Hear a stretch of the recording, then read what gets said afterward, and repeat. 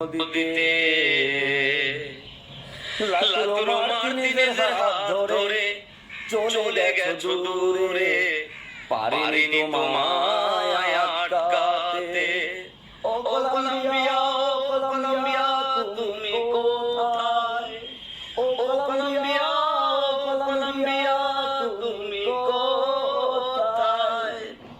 তিনটা triple crown আর্জেন্টিনার মাথায় এখন একের পরে ক্রাউন তারা দিতে গেছে। আরে লাউতারো মার্টিনেজ আর্জেন্টিনার গোল মেশিন।